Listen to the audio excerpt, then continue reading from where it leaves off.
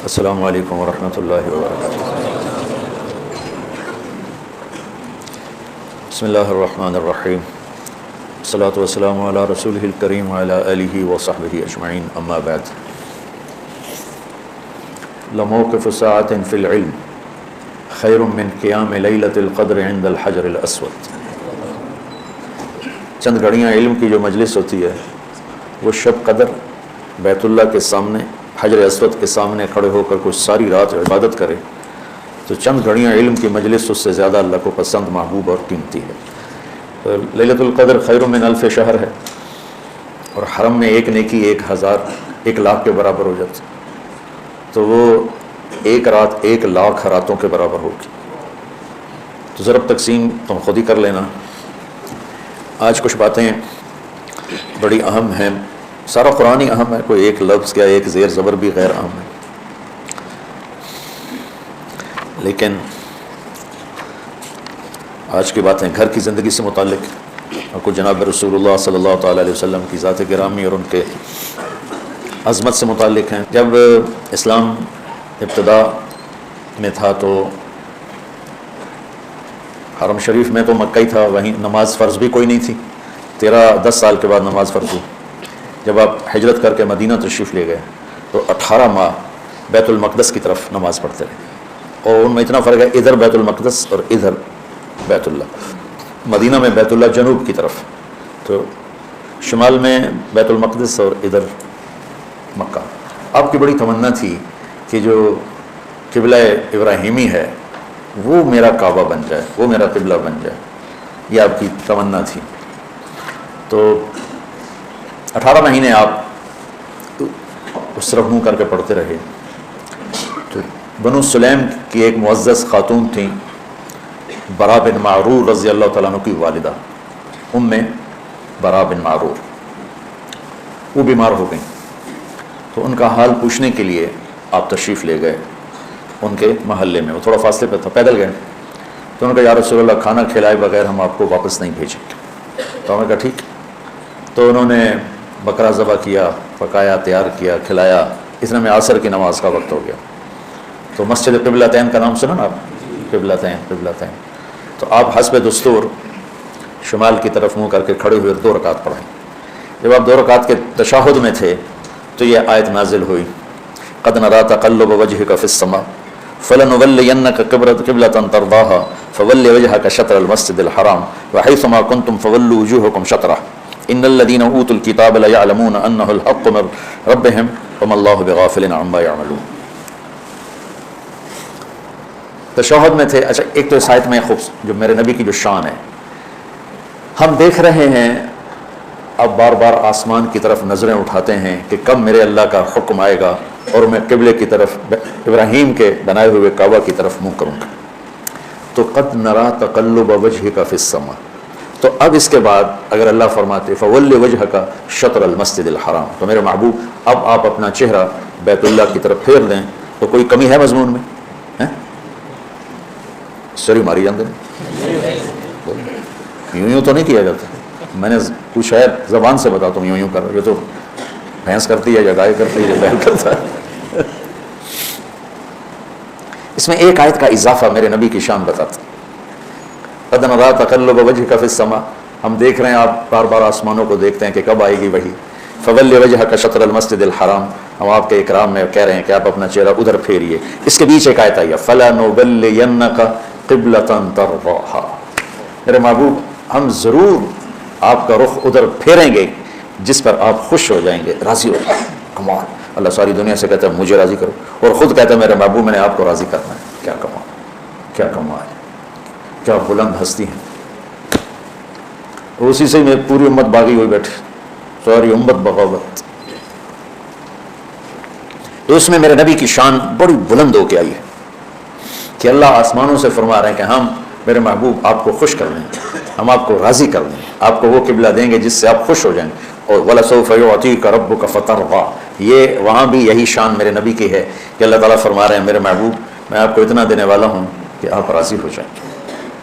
تو بھائیو، جب میرا اللہ اپنے محبوب کی اس طرح عزت احترام کرتا، جبکہ وہ خالق اور وہ مخلوق، یہ عبد وہ معبود، وہ مالک یہ مملوک، اور اللہ آپ سے ایسا پیار عزت اکرام کا معاملہ فرما رہا ہے. ہم تو آپ کی امت ہیں. سیرت کی زندگی پڑھو اور ہر چیز میں اپنے نبی کی نقل اتارنے کی کوشش کرو. ہم صرف داڑھی رکھن اور پگڑی باندھنے کو کہتے ہیں یہ ہم نے سنت پہ عمل کر لیا. یہ تو 2 چھوٹی چھوٹی سنتیں ہیں.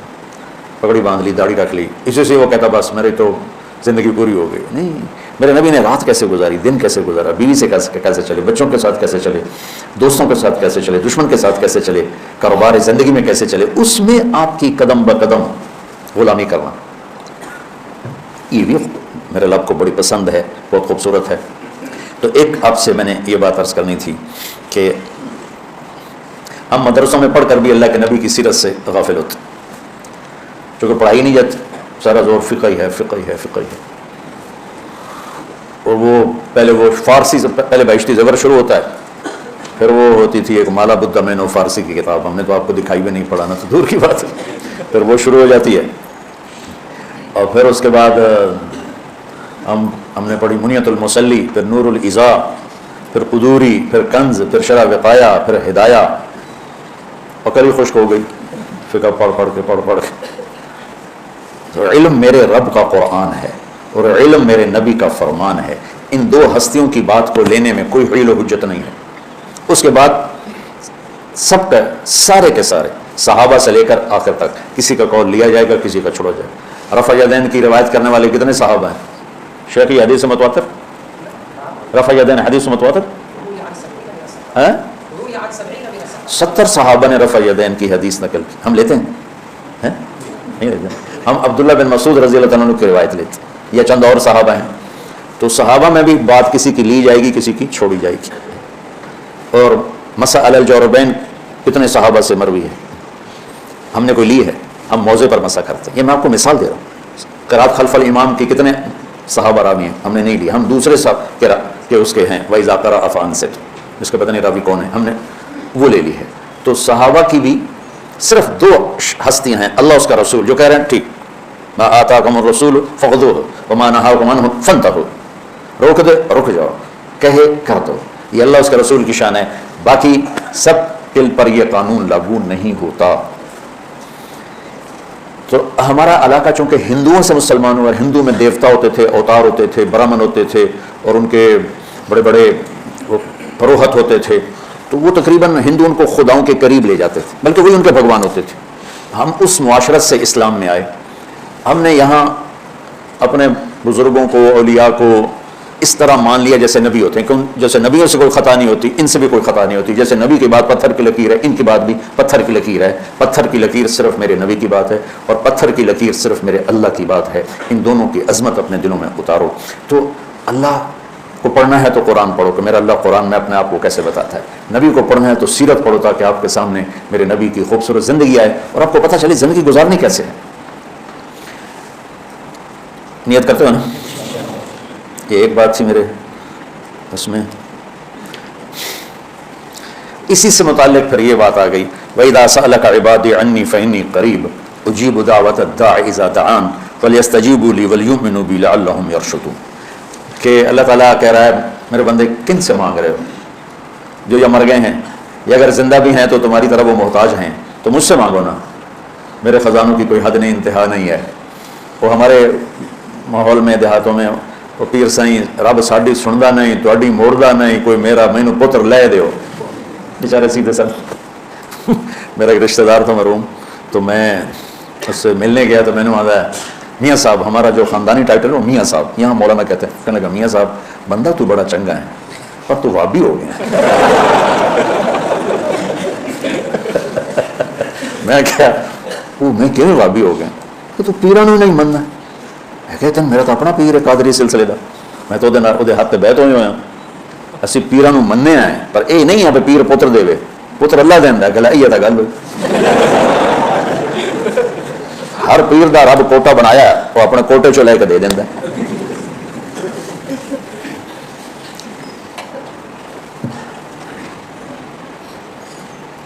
صرف اللہ کے سوا, صرف اللہ ہی اللہ, جسے پکارا جاتا ہے, جس سے مانگا جاتا ہے. اس کا نمونہ اس آیت میں دیکھنا. وَإِذَا سَأَلَكَ عِبَادِي عَنِّي,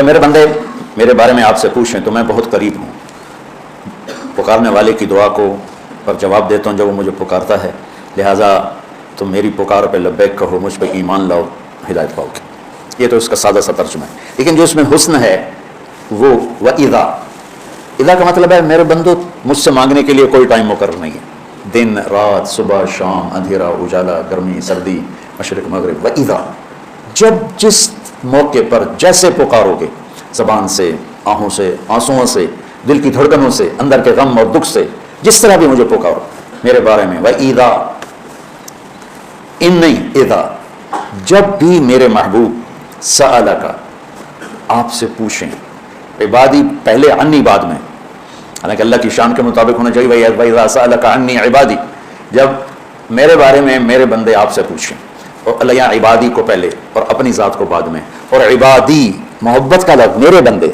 سبحان اللہ، مومنین نہیں کہا، مسلمین نہیں کہا، عبادی میرے بندے، وہ سبھی اللہ کو یا عبادی الذین اسرفوا علی انفسہم، تو کتنے وہ قرآن میں یا عبادی، تو عباد میں سارے آ گئے، تو اللہ کہہ رہا ہے میرے محبوب جب میرے بندے، کیا محبت ہے اس میں، میرا لال، میرا بیٹا، میرا جگر، موت کو دیکھتی ہیں، اور جب وہ ناراض ہوتے ہیں پھر دفعہ دور ہو جا کتا کمینہ میری نظر، اب اور کیسٹ چل پڑی، تو جب وہ کیسٹ محبت کی ہوتی، میرا میرا ایسے وہ رگڑ کے کہتی ہے کہ اندر سے اس کے جگر سے نکلتا ہے میرا لال، میرا بیٹا، اور یہاں اللہ کہہ رہا ہے میرے بندے، اوہ میرے بندے، کیا پیار ہے، صرف عبادی کا مزہ لیتے رہو، میں تو تمہاری طرح بلاغت نہیں پڑھا ہوں،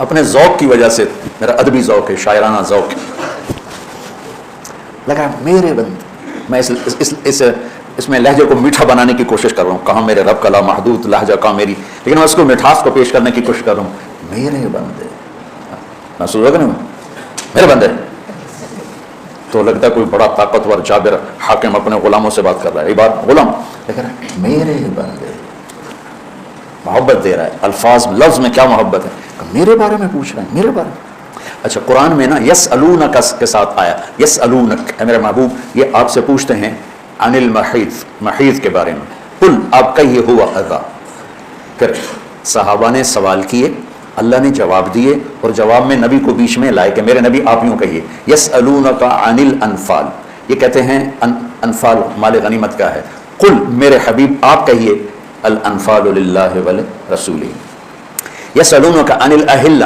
یہ اہلہ کے بارے میں سوال کرتے ہیں، قل کہیے میرے محبوب ہی مواقیت للناس، یسألونک ماذا ينفقون، یہ آپ سے سوال کرتے ہیں کیا خرچ کریں، قل العفو، میرے محبوب آپ فرمائیے زائد، یہ طرز قرآن کا سمجھ میں آ گیا۔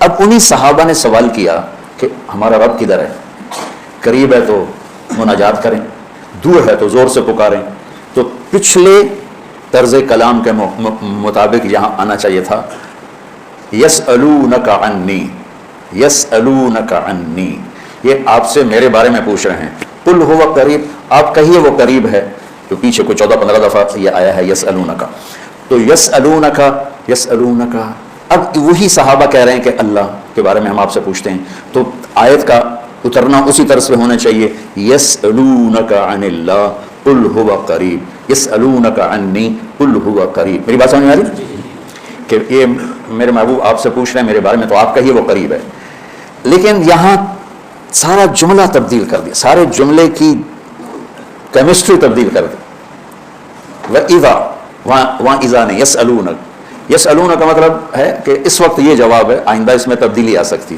اور اذا سأل کا مطلب ہے کہ اب جو جواب آئے گا ہمیشہ کے لیے آئے گا، اس میں کوئی تبدیلی نہیں ہو سکتی، وَإِذَا اور یسألون، اب یہ میرے بندے میرے بارے میں پوچھیں، تو آگے اللہ نے کہنا تھا کہیے میں قریب ہوں، اللہ کہتا ہے فإنی قریب، میں قریب ہوں، میں پوچھتا ہوں کہ بھائی مولانا زبیر صاحب کدھر ہیں، تمہارا نام کیا ہے، میں کہتا ہوں سعید، مولانا سعید صاحب، مولانا زبیر صاحب کدھر ہیں، تو آپ کہیں گے کہ وہ بیٹھے ہیں، ٹھیک ہے، میں پوچھتا ہوں کہ مولوی سعید صاحب مولانا زبیر صاحب کدھر ہیں، آپ کے بولنے سے پہلے وہ خود بول پڑتے ہیں کہ جی میں یہاں ہوں، تو کوئی فرق ہے ان دونوں چیزوں میں؟ انہوں نے میری بات کو عزت دی ہے کہ آپ کے بولنے سے پہلے خود بول پڑے میں موجود ہوں، میں ہوں۔ شیخ رمزی ہوتے تو زیادہ سمجھا سکتے، اب میرے جو اندر احساسات ہیں میرے پاس آگے الفاظ کوئی نہیں۔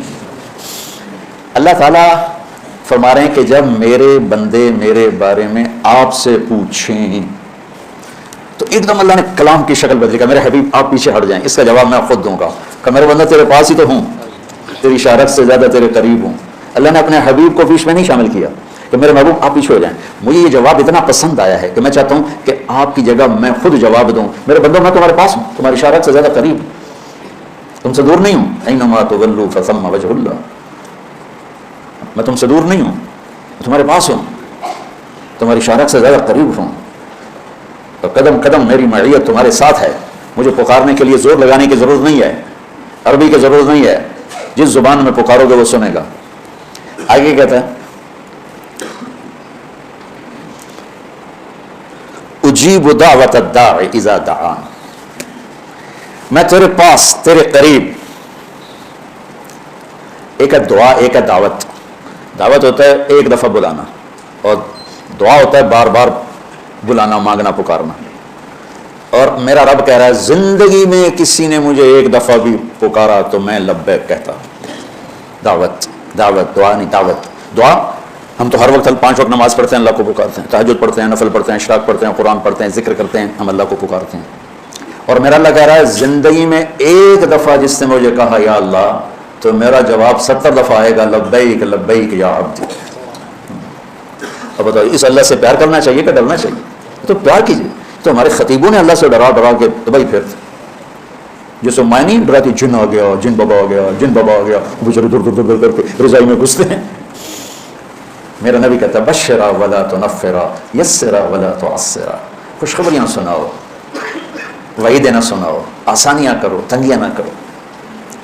تو میرا اللہ کہہ رہا ہے زندگی میں ایک دفعہ بھی مجھے پکارو گے نا، ایک دفعہ، الداعی، پھر سبحان اللہ، الداعی، پکارنے والا مسلم ہو، مومن ہو، مشرک ہو، ہندو ہو، سکھ ہو، بحریہ ہو، ایتھیسٹ ہو، پتھروں کا پجاری، بتوں کا پجاری، آگ کا پجاری، سورج کا پجاری، کسی مذہب کو نہ ماننے والا، وہ بھی کہے گا نا یا اللہ، تو میری آواز آئے گی لبیک لبیک یا عبد۔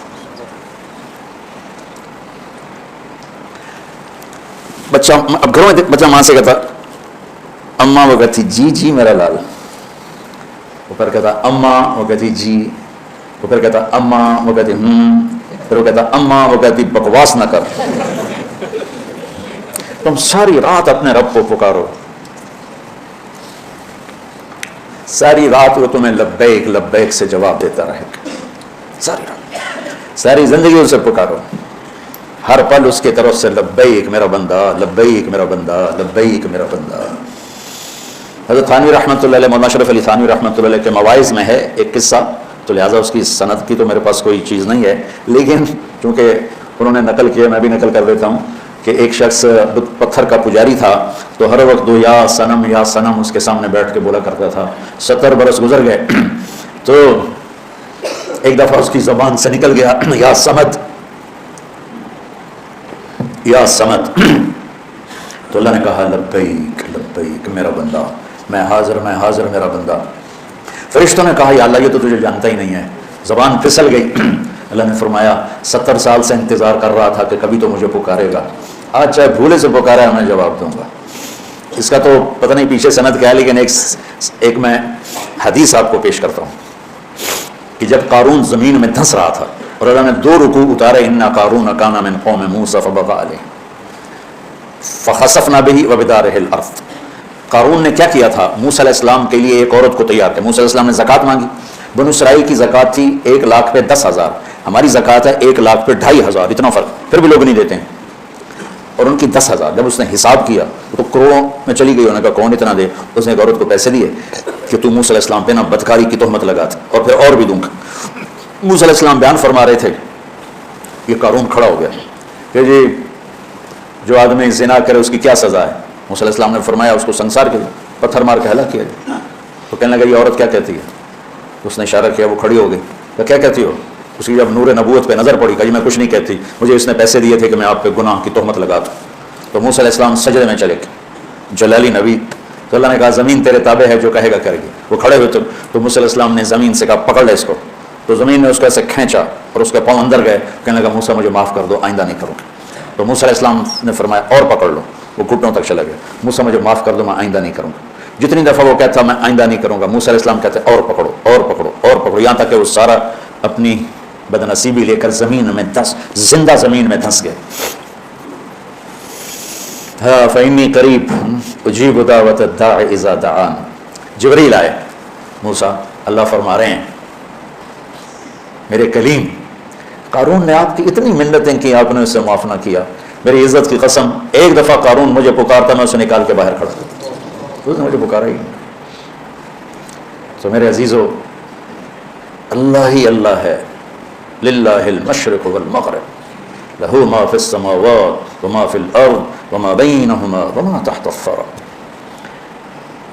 وَإِن تَجْهَرْ بِالْقَوْلِ فَإِنَّهُ يَعْلَمُ السِّرَّ وَأَخْفَى اللہ لا الہ الا ہو لہ الاسماء الحسنى. کیا خوبصورت تعارف ہے اللہ کا.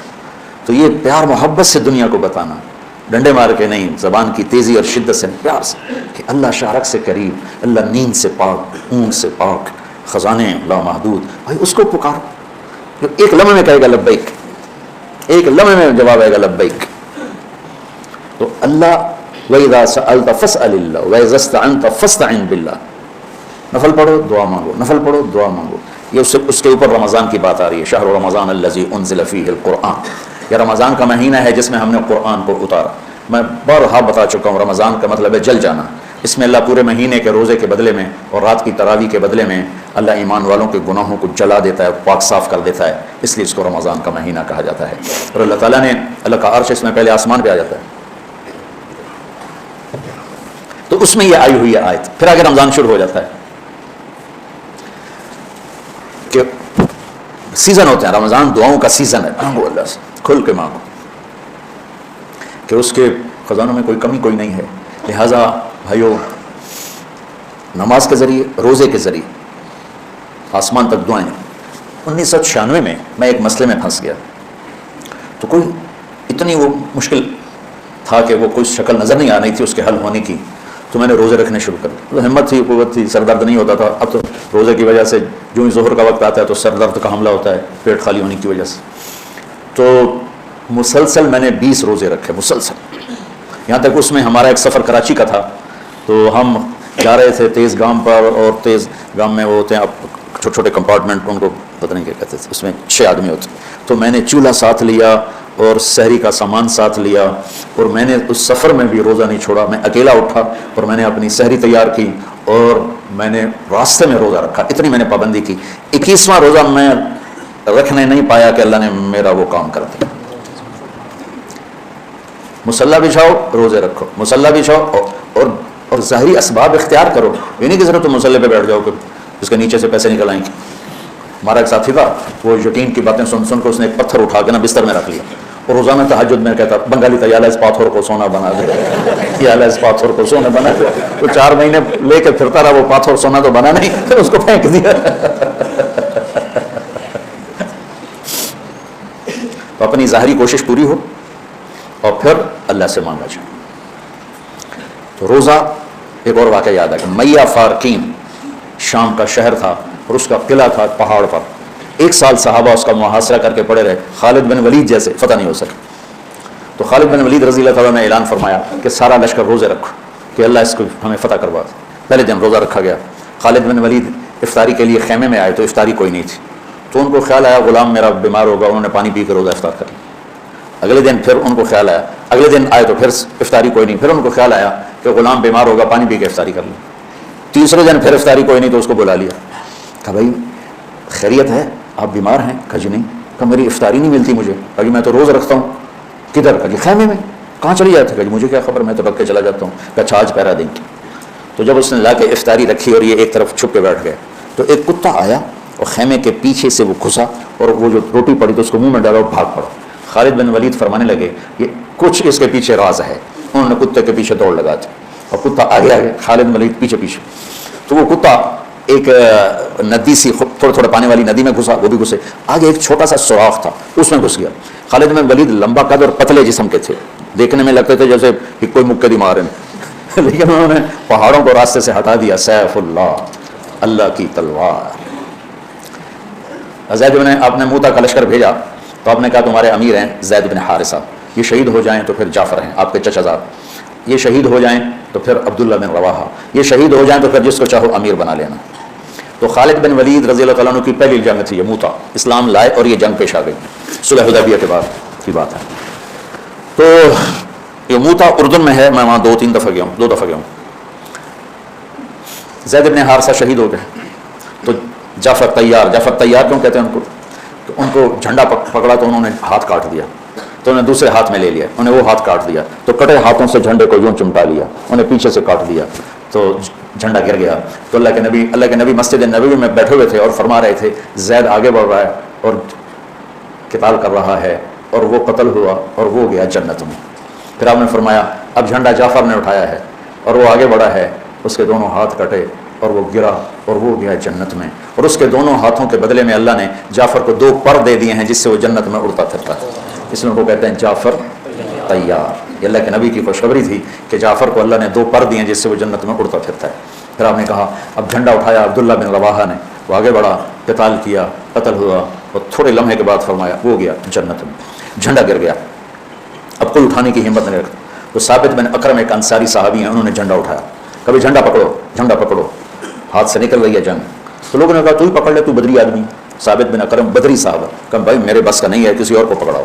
تو سفرہ تفری میں کس کے منہ سے نکلا خالد کو پکڑاؤ، وہ نہیں پتہ، شور شرابہ تھا، تو کسی نے کہا خالد کو پکڑاؤ، یہ کہنا تھا کہ سب نے کہا خالد کو دو۔ اب اللہ کے نبی خاموشی سے اوپر دیکھ رہے ہیں، ایسے سامنے سناٹا، اور ادھر یہ ہو رہا ہے، تو آخر سب نے کہا خالد تو جھنڈا اٹھا۔ وہ کہنے لگے میں تو نیا مسلمان ہوں اور میری پہلی جنگ ہے، بابا کسی پرانے آدمی کو دو۔ تو سب کہیں تو ہی لے۔ تو خالد نے ایک ہاتھ میں جھنڈا پکڑ کے دوسرے ہاتھ سے جب یوں تلوار لہرائی نا، تو میرے نبی نے فرمایا اللہ نے اپنی تلواروں میں سے ایک تلوار کو نکال لیا ہے، سیف اللہ۔ اس دن آپ کے ہاتھ سے 9 تلواریں ٹوٹیں لڑتے، پھر اللہ نے ان کے ہاتھوں فتح نصیب فرمائی۔ 3000 کے لشکر نے 1 لاکھ پہ غلبہ پایا۔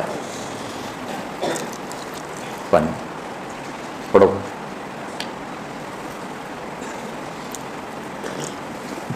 تو وہ اس سوراخ میں گھس گئے تھے، پتلے، تو چلتے رہے سے رینگتے وہ سوراخ قلعے کے اندر جا کے کھلا۔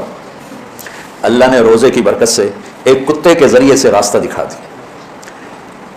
تو حضرت خالد بن ولید نے کہا بھائی 100 آدمی تیار ہو جاؤ، پتلے، آج رات فتح ہے انشاءاللہ۔ تو ان کو لے کے گھسے، صرف 88 اندر جا سکے، 12 ذرا تھوڑے سے ہیوی تھے وہ نہیں گھس سکے، تو 88 آدمیوں کو لے کر وہ اس سوراخ میں سے رینگتے ہوئے قلعے میں داخل ہوئے اور جا کے حملہ کیا، اور اللہ نے دروازہ کھول دیا، اللہ نے فتح نصیب فرمائی۔ تو روزہ اور نماز دنیا اور آخرت کے کام بنانے کا وسیلہ اور ذریعہ ہے، اگر ہم اس کو یقین کے ساتھ کریں۔ جب مشکل پیش آئے اپنا ظاہری سبب بھی اختیار کرو اور نماز بھی پڑھو۔ 1984 میں ہمیں 3 سال نقصان ہوا، 81، 82، 83، بارش، سری، کپاس، ریزہ۔ اب ذمہ داروں کے پاس کوئی جمع پیسہ تو ہوتا نہیں، تو قرضے چڑھ گئے اور ڈر لگا کہ اب شاید کوئی زمین بیچ کے اتارنے پڑیں گے۔ تو میں رائمنڈ سے مجھے بیماری کی وجہ سے چھٹی ملی تھی، میں گھر پر تھا، میں نے ابا سے کہا اس سب میں کپاس کی کاشت کرواؤں، تو کہنے لگے بیٹا کروا دو۔ تو کپاس میں پھر سارے جو تھے اس زراعت کے ماہرین ان کو لے کر ان کے ساتھ کرتے اللہ نے اس کو پورے علاقے کی سب سے خوبصورت کپاس بنا دی۔ اب مجھے کسی نے کہا اس پر نا سپرے میں 1 کلو یوریا ڈال کر نا پر ایکڑ 1 کلو یوریا کا سپرے کر لو پانی کے ساتھ اور دوا کے ساتھ۔ میں نے کہا اس سے کیا ہوگا؟ کیسے پتوں پر ڈائریکٹ جب پڑے گی نا کھاد تو وہ جلدی سرسبز ہو کر۔ میں کہا ٹھیک ہے۔ وہ مجھے یاد نہ رہا، میں نے 1 کی بجائے 5 کلو ڈال دی۔ اچھا، شام کو ہم اپنے تایا مرحوم کے ڈیرے میں اکٹھے بیٹھے تھے، تو وہ میری کپاس کی بڑی تعریف ہو رہی تھی، تو میں نے کہا میں نے آج ایک کام اور بھی کیا ہے، یہ عشاء کے بعد کی بات ہے۔ کہنے لگے کیا کیا؟ میں نے کہا میں یوریا کھاد کا سپرے ٹھوک دیتا ہے۔ میرے تایا زاد میاں لیاقت صاحب ماشاء اللہ حیات ہیں، کہنے لگے کتنی کھاد پائی ہے پر ایکڑ؟ میں کہا 5 کلو۔ کہ مولوی دا مولوی رہ گیا، صبح تین ساری سڑ جاؤنی۔ میں کہا کیوں؟ کہ یوریا تو 5 گنا زیادہ پاتا ہے، ساڑ دینا پتہ انہوں۔ میں کہا ہوں کی کرا؟ کہنے لگے پانی کا سپرے کرا۔ میں کہا رات کتوں کراواں؟ اور کوئی دسو کہ بارش ہو جائے۔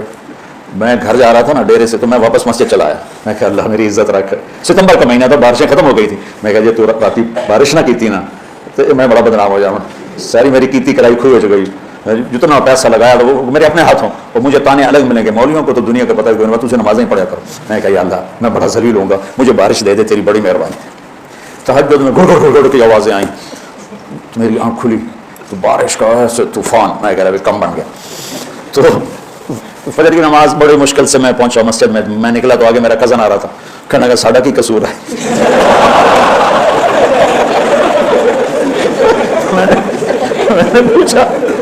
میں نے پوچھا کیا ہوا؟ کہ تو نے تو غلط سپرے کرایا، تو تیری دعا پہ اللہ نے بارش کر کے دھو دیا، ہمارے تو ٹھیک سپرے تھے وہ سارے ضائع ہو گئے۔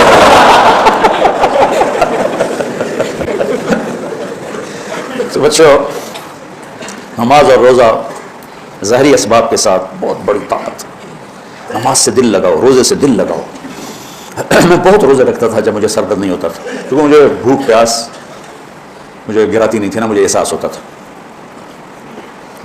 اب جوان ہو، آج ایک اور بڑا خوبصورت مضمون آ رہا ہے روزے کے ساتھ ہی، احل لکم لیلۃ الصیام الرفث الی نسائکم ہن لباس لکم وانتم لباس لہن۔ لگتا ہے بڑے ہی بھوکے بیٹھے ہوتے ہیں۔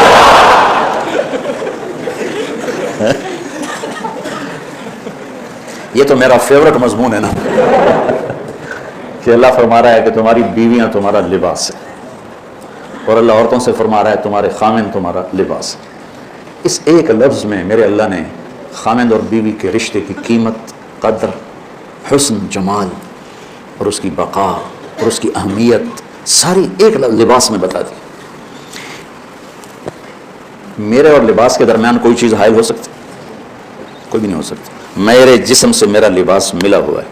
یہ رشتہ ایسا ہونا چاہیے میاں بیوی کی محبت کا کہ وہ دو جسم اور ایک جان بن جائے۔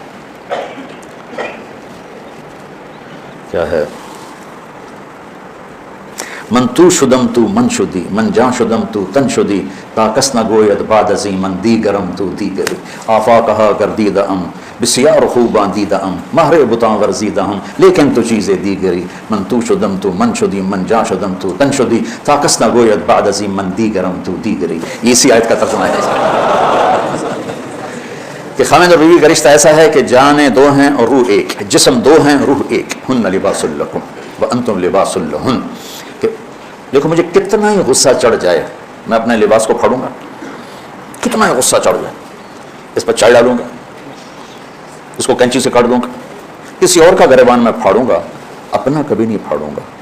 کتنا ہی بیوی پہ غصہ آ جائے یا بیوی کو کتنا ہی خامند پہ غصہ آ جائے، ایسے بول نہ بولے کہ محبت کا لباس پھٹ جائے۔ محبت ایک نازک سا رشتہ ہوتا ہے، یہ رویوں سے باقی رہتا ہے اور بد اخلاقی سے ختم ہو جاتا ہے۔ دودھ پلانے والی ماں بھی اگر بیٹے پہ سختی کرے گی تو بیٹے کے دل سے محبت کی شمع بجھ جائے گی۔ تو بیوی تو ایک باہر سے آیا ہوا رشتہ ہے، خونی رشتوں میں سب سے قریب رشتہ ماں اور باپ ہے، اگر ان میں شدت ہوگی تو بغاوت آ جائے گی۔ تو ایک اس میں اللہ یہ بتا رہا ہے کہ تیرے اور تیری بیوی کے درمیان کسی کو حائل نہیں ہونا چاہیے۔ ہمارا جیسے جو مشترکہ نظام زندگی ہے تو اس میں سارے رشتے اس رشتے کے درمیان، ادھر سے ساس، ادھر سے سسر، ادھر سے نند، ادھر سے دیور، ادھر سے بھاوج، ادھر سے جٹھانی، یہ اس طرح انہوں نے اس رشتے کو مسل کے رکھ دیا ہے کیونکہ اس کا سارا حسن و جمال ختم ہو کے رہ گیا ہے۔ اس رشتے میں کوئی اور نہیں داخل ہو سکتا۔ حضرت عائشہ، حضرت حفصہ، حضرت ام سلمہ، حضرت سودا، یہ ایک جماعت تھی اور باقی 5 دوسری جماعت تھی، جو جب آپس میں ٹسل وغیرہ سوکن والی تھی تو یہ 4 ایک ذہن ہوتی تھی، 5 ایک ذہن ہوتی تھی۔ لیکن حضرت عائشہ کے معاملے میں ساری ایک ذہن تھی کہ اللہ کے نبی حضرت عائشہ سے زیادہ پیار فرماتے تھے۔ اور آپ نے کھلے مجمع میں کئی دفعہ میں سنا چکا ہوں، عمرو بن عاص نے پوچھا یا رسول اللہ من احب الناس الیک، آپ کو سب سے زیادہ کس سے پیار ہے؟ تو عرب کی میں وہ معاشرت بھی بتا چکا ہوں کہ عرب اپنی بیوی سے اظہار عشق میں شرماتے تھے اور معشوقہ سے اظہار عشق میں فخر، جیسے آج کل گرل فرینڈ کا ٹرینڈ ہے، میری اتنی گرل فرینڈ ہے، میری اتنے بوائے فرینڈ ہے۔ برباد ہوگی ہماری معاشرت، ہمارے بچے بچیاں، اس نظام تعلیم نے انہیں تباہ کر کے رکھ دیا اور انسانیت آنسو بہاتی، جو سود اخلاقی پستی ہے۔ اسلام ایک خوبصورت مذہب ہے، دین ہے، جو صرف نکاح کا رشتہ قائم کرتا ہے لڑکے لڑکی کے درمیان، باقی ہر رشتہ حرام ہے۔ تو انہوں نے کہا رسول اللہ آپ کو سب سے زیادہ کس سے پیار؟ آپ نے کہا عائشہ، اتنے زور سے کہا کہ سارے مجمع نے سنا۔ وہ گھبرا گیا کہ یا رسول اللہ یہ نہیں، مردوں میں کون کس سے زیادہ پیار؟ تو آپ نے ابو بکر کی بجائے کہا عائشہ کے ابا سے۔ تو ازواج مطہرات میں حضرت بی بی فاطمہ رضی اللہ تعالیٰ عنہ علیہ السلام کو بھیجا کہ آپ جا کے بات کریں. تو وہ تشریف لائیں تو حضرت عائشہ کے گھر کی باری تھی. کہ یا رسول اللہ آپ کی بیگمات ابو بکر کی بیٹی کے بارے میں شکایت کرتی ہیں. تو آپ نے یہ نہیں پوچھا کیا شکایت کرتی ہیں. خامد اور بیوی کے رشتے میں فاطمہ جیسی بیٹی بھی داخل نہیں ہو سکتی. آپ نے کہا بیٹی آپ کو یہ پسند نہیں ہے کہ جس سے آپ کا باپ محبت کرے آپ بھی اس سے محبت کریں. تو جنت کی سردار خاتون چپ کر کے واپس آ گئے. فرمایا آپ جانو آپ کا کام جانے, میں اپنے ابا سے دوبارہ بات نہیں کروں گی. یہ وہ رشتہ ہے. اب تم نوجوان ہو, تمہاری شادیاں ہوں گی تو ساس بہو بڑا خوبصورت رشتہ ہے. تو میں نے میری 2 بیٹیاں تھیں, میں نے ان کی شادی کر دی اور میں بیٹیوں سے خالی ہو گیا. تو میں نے اپنے 2 بیٹوں کو شادی کی, 2 بہویں لے کر آیا. تو ہم دونوں نے طے کیا کہ ہماری بیٹیاں ہمارے گھر آ گئیں, اب ہم ان سے بیٹی والا سلوک کریں گے. جب انہوں نے دیکھا کہ ہم ان کے ساتھ بیٹی جیسا سلوک کرتے ہیں, انہوں نے ہمیں ماں باپ بنا لیا. تو وہ ہماری خدمت ہماری بیٹیوں سے بھی زیادہ کر رہے ہیں. محبت بہوؤں سے تو نسل چلتی ہے, میری جو نسل چلے گی, میرے بیٹے کی جو نسل چلے گی وہ میری بہو سے چلے گی. تو اسی کو میں زخمی کر دوں تو پھل کیا لگے گا. درخت کو ایک زخم لگ جائے وہ پھل کٹا جاتا, مرجھا جاتا. اور یہ جو بچیاں ہیں یہ اپنے ماں باپ کو کھو کے چلی گئیں سسرال کے گھر میں. اب ان کی ماں اور باپ ان کے ساتھ نہیں ہیں, تو یہ خامند کے ماں باپ کو اپنے ماں باپ بنا لیں اور خامند کے ماں باپ انہیں اپنی بیٹی بنا لیں, یہ انہیں اپنا ماں باپ بنا لے. تو کتنا یہ محبت کا رشتہ ہے, لیکن یہ ٹسل ٹکراؤ کا رشتہ بن کے رہ گیا ہے.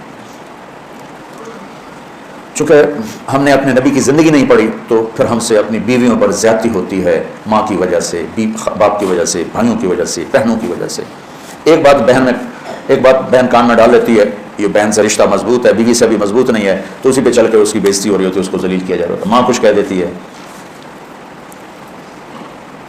اور بعض نادان والدین ایسے ہیں جو بیٹی کی شادی کرنے کے بعد بھی اس پہ کنٹرول رکھتے ہیں, پیچھے سے اس کو ہدایات دیتے ہیں, تو انہیں ساس سے یہ کرنا ہے, سسر سے یہ کرنا ہے, خامن سے یہ کرنا ہے. یہ بیوقوف والدین بھی اپنی بچیوں کا گھر برباد کر دیتے ہیں. اور وہ معصوم بچی والدین سے تعلق کبھی زیادہ ہوتا ہے, خامن سے کم ہوتا ہے, تو وہ ماں باپ میری امی کہہ رہی میں کیا کروں, میرے ابو کہہ رہے میں کیا کروں. ایسے امی ابو سے ہاتھ جوڑ کے کہتا ہوں جب بیٹی کو رخصت کر دیا ہے تو اسے اس گھر میں بسنے دو. اس کو پیچھے سے جو لوگ اپنے تار ہلاتے رہتے ہیں ان کے گھر اجڑ جاتے ہیں. تو اب عورت میرا لباس ہے, میں عورت کا لباس. اب عورت کی باری آ گئی کہ اب بیوی اور خامند کے درمیان بیوی کہے گی میں آپ کی بیٹی ضرور ہوں لیکن میرا خامند پہلے ہے. آپ میرے باپ ضرور ہیں لیکن میرا خامند پہلے ہے. آپ میری ماں ضرور ہیں لیکن میرا خامند پہلے ہے. اور بیٹا کہے گا ماں جی آپ میری ماں ہیں لیکن میری بیوی میری ہے. اب بجان میں آپ کا بیٹا ہوں, آپ مجھے حکم دیں, میں آپ کی خدمت کروں گا, میں آپ کے لیے چائے بناتا ہوں, میں آپ کے کھانے کا, میری بیوی کی ذمہ نہیں ہے. تو اجتماعی زندگی نے برباد کر کے رکھ دیا ہے. کہیں اس کا ماشاءاللہ اچھے نمونے بھی ہیں, یہ بہت خوبصورت نظام زندگی ہے, لیکن غلط ہونے کی وجہ سے نا وہ پچھلی دفعہ میں نے اس پہ بات کی تو خواخے بڑا مشہور ہوتا, خواخے خوفناک لفظ. تو حالانکہ یہ رشتے تھوڑی سی سوچ کے ساتھ خوبصورت ہو سکتے کہ جو میرے گھر میں بہو بن کے آئی ہے مجھے باپ بنا لے, اب اس کا باپ تو پیچھے رہے, اور میری بیگم کو ماں بنا لے, اور میں آنے والی کو اپنی بیٹی بنا لوں, اور میری بیگم اسے اپنی بیٹی بنا لے, تو کتنا خوبصورت رشتہ. لیکن پہل سسرال سے ہوتی ہے, کوئی موقع ہاتھ سے جانے نہیں دیتے, خود ہی شادی کرتے ہیں, خود ہی برباد کر دیتے. لباس میں کوئی چیز حائل نہیں ہو سکتی, لہٰذا اس رشتہ میں کسی کو اولاد بھی نہیں داخل ہو سکتی. کتنی بیوقوف مائیں ہیں جو اولاد کے پیچھے خامند کو بے عزت کر دیتی ہیں, یہ انتہائی خوفناک قدم ہے. اور کتنے بیوقوف باپ ہیں جو اولاد کے پیچھے بیویوں کو ذلیل کر دیتے ہیں. اولاد بعد میں ہے, اس رشتے کے بعد والدین, لڑکی کے والدین, لڑکے کے والدین, حالانکہ ان دونوں کے بچے یہ سب بعد میں ہیں, پہلے یہ خامند اور بیوی کا رشتہ ہے. سینکڑوں آیات اللہ نے اس پر اتاری ہیں, چونکہ اس سے آگے نسل نے چلنا ہوتا. تمہارا ماحول ایسا ہے کہ اس میں خوبی نہیں دیکھتے. اور میرے نبی کی حدیث سے پاک یاد آئی, آپ نے فرمائی ہے میرے جو انصار ہیں یہ بڑے اعلیٰ لوگ ہیں, ان کے گھر میں جب کسی کی بیٹی شادی ہو کے آتی ہے تو اس سے محسوس ہی نہیں ہوتا اپنے گھر میں ہوں یا سسرال کے گھر میں. تو میرے عزیزو, یہ بہت لمبی رات ہے اور بہت بڑا پہاڑ ہے, یہ اللہ اس کو ہلائے اور ہٹائے تو ہٹائے, لیکن میرے ذمے تو اگر چبوت ہیں جماعت کی آستینوں میں, مجھے ہے حکم اذان لا الہ الا اللہ, میں تو کہتا رہوں گا. وہ جو گیت تم نے سنا نہیں, میری عمر بھر کا ریاض تھا, میرے درد کی تھی وہ داستان جسے تم ہنسی میں اڑا گئے. گھر کی زندگی کو کسی نے نہیں, میں دعویٰ ایسے, اللہ مجھے معاف فرمائے, میں دعوے کے طور پہ نہیں کہہ رہا ہوں, اللہ کی نعمت کے طور پہ کہہ رہا ہوں کہ جس طرح اللہ نے مجھ سے, میرے ذریعے سے, میرے نبی کی گھر کی زندگی کو لوگوں کے سامنے پیش کروایا, یہ پہلی دفعہ ہوا ہے. بس عبادات عبادات عبادات عبادات. تو آپ میرے شاگرد ہو، میں چاہتا ہوں آپ کے گھر میں جب کسی کی بیٹی آئے آپ کی بیگم بن کر، آپ کے والدین کی بہو بن کر، تو وہ اسے یوں لگے جیسے میں اپنے ماں باپ کے گھر ہوں. چوتھے دن اس کو تانے ملنے شروع ہو جاتے. میں یہاں اپنے گھر کا واقعہ سناتا ہوں. اللہ تعالیٰ نے مجھے خوشحال کرانا، ہمیں آنکھیں کھولی تو نوکروں کی گودیں، نوکرانیاں، نوکروں کی ایک لائن قطار.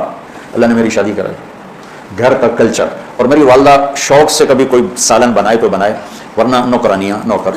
اس لیے میری ماں کو نہ زیادہ اچھی روٹی پکانی آتی تھی نہ سالن پکانا آتی. ہمیں گزارا ہی کر دیا ہے کہ کرنا ہی نہیں پڑا. اب میری شادی ہو گئی.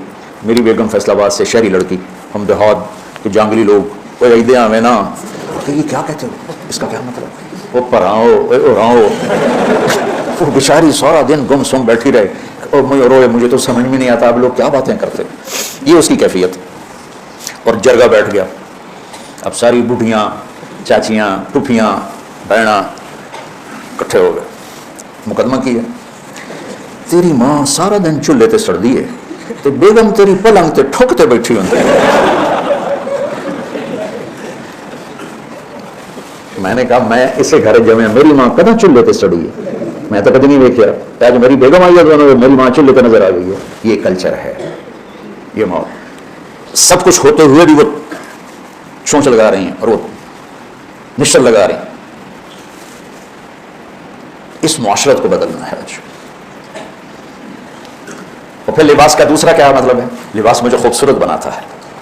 خاوند بیوی کا رشتہ ایک دوسرے کو خوبصورت بنا دیتا ہے. کبھی اونچ نیچ ہو جائے، جیسے لباس کسی جگہ کیل سے پھنس کے پھٹ جاتا ہے تو ہم اس کو ویسے ہی چھوڑتے کہ فوراً سیتے ہیں.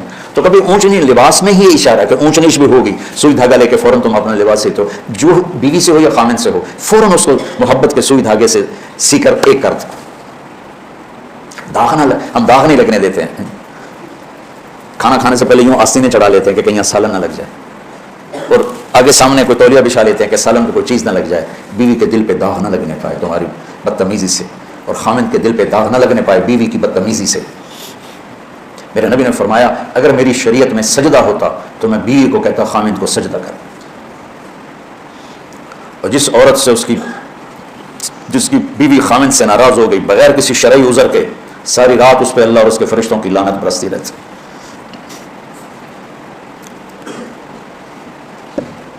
پھر لباس کا ایک اور مطلب، جب آپ چھوٹے تھے تو ماں باپ آپ کے لیے کپڑے خرید کے لاتے تھے. اب آپ بڑے ہو گئے ہیں تو آپ اپنی پسند کا لباس خود لیتے ہیں، خود خرید.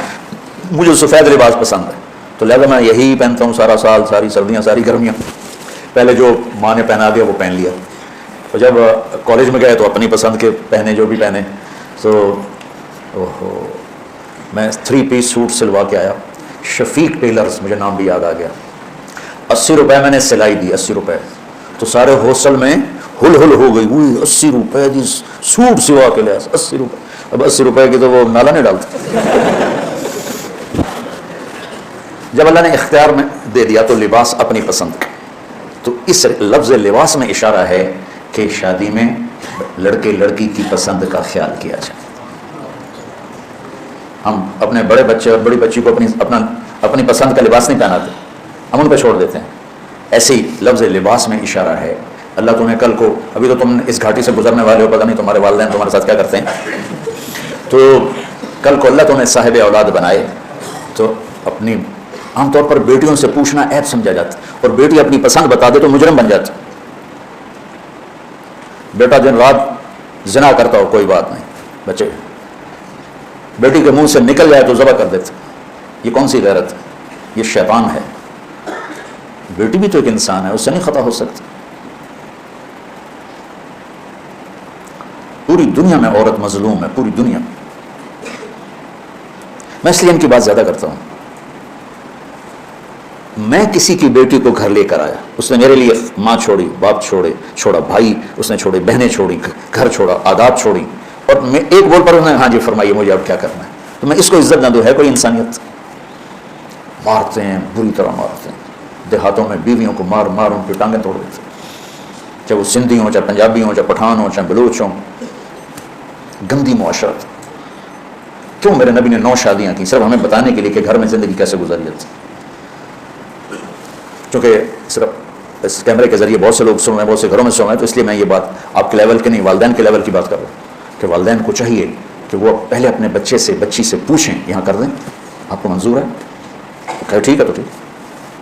اور پھر یہ بھی کہتا ہوں کہ اتنے بھی دلیر نہ ہو جاؤ کہ ماں باپ کی رائے کو توڑ کے عدالت میں جا کے شادی کر لو. یہ بھی بہت غلط قدم.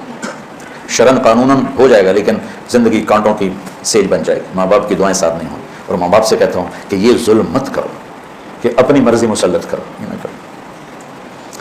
تو اس خوبصورت رشتے کو اللہ نے لباس کے ذریعے ایسا حسین کر کے پیش کیا ہے کہ سبحان اللہ. اللہ تعالیٰ ہمیں نبی والے اخلاق نصیب فرمائے. سارا قرآن تو شیخ رمزی صاحب بھی بتا سکتے ہیں, مجھے تو جو آیت سوکھی لگتی ہے آپ کو بتا دیتا ہوں. تو اور جو معاشرت سے جو ضروریات زندگی سے متعلق ہے, قرآن کی وہ آیات جو آج اس وقت ہمیں ان کی طرف توجہ دینے کی زیادہ ضرورت ہے, وہ میں آپ کے سامنے لانے کی کوشش کر رہا ہوں. آپ کی توفیل کوئی ذرہ علم اللہ مجھے بھی نصیب فرما دے.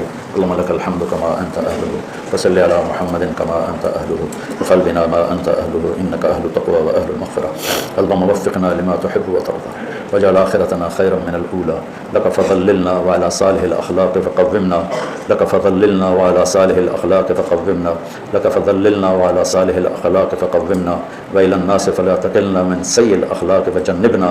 اللهم حسنت خلقنا فحسن خلقنا. اللهم ألف بين قلوبنا وأصلنا وأصلح ذات بيننا. ربنا تقبل منا صيامنا وقيامنا برحمتك يا أرحم.